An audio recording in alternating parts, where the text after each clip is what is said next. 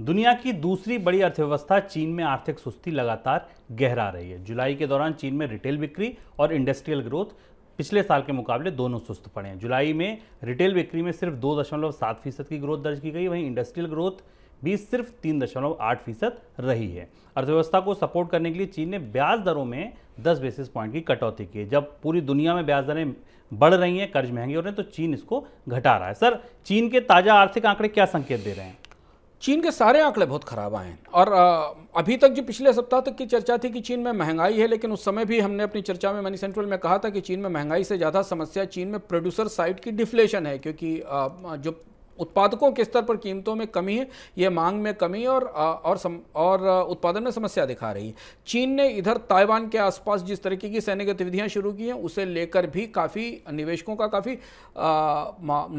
में आशंकाएं काफ़ी बढ़ी हैं और उसका असर हमें चीन के इकोनॉमिक सेंटीमेंट पर दिखाई देता है। इंडस्ट्रियल प्रोडक्शन में गिरावट का आंकड़ा हमारे सामने 3.8% था, रह गया है। इकोनॉमिस्ट का टारगेट था, चीन के विशेषज्ञों का टारगेट था कि विकास दर 4.3% रहेगी, यानी काफ़ी नीचे आया है। रिटेल सेल्स की ग्रोथ रेट बहुत कम रही है, 2.7% रही है। जो फिक्स एसेट इन्वेस्टमेंट था वो भी आकलनों से कम है और चीन की अर्थव्यवस्था में बाकी मांग के भी प्रमुख कारक इस बात की तरफ इशारा कर रहे हैं कि चीन की अर्थव्यवस्था में स्लोडाउन काफ़ी गहरा है। और चीन की अर्थव्यवस्था में स्लोडाउन होने का मतलब है दुनिया के कमोडिटी बाजारों में और बाकी जगह डिमांड में कमी होना। और यही वजह थी कि दुनिया के जब बाकी देश महंगाई से निपटने के लिए अपने ब्याज दरों में बढ़ोतरी कर रहे हैं, तब चीन ने अपने यहाँ ब्याज दरों में कटौती की है और ब्याज दर कम की है ताकि बाजार में डिमांड दिखाई दे सके। सर, ये कटौती का असर होगा? कितनी लिक्विडिटी पहुंचेगी सिस्टम में, कितना फायदा होगा, कितना सपोर्ट मिल पाएगा?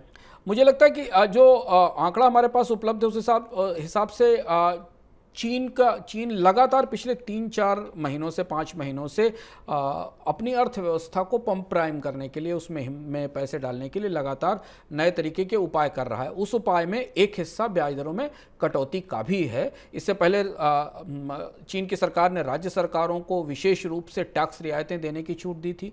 बैंकों से कहा गया था कि वो रियलिटी सेक्टर के लिए विशेष स्पेशल फंड दे। राज्य सरकारों को कर्ज लेने की सुविधा भी दी गई थी, लेकिन इसके बाद भी जो संभावना भी दिखाई दे रही है, उस हिसाब से ऐसा नहीं लगता कि तुरंत चीन की अर्थव्यवस्था में कोई तेज रिकवरी दिखाई देगी। अगले 2-3 महीनों के लिए हमें इस बात पर इंतजार करना पड़ेगा कि चीन की अर्थव्यवस्था से सुधरे हुए आंकड़े क्या आते हैं। और यही वजह है कि हमें कमोडिटी बाजार और ऑयल मार्केट में तेज दबाव दिखाई दे रहा है।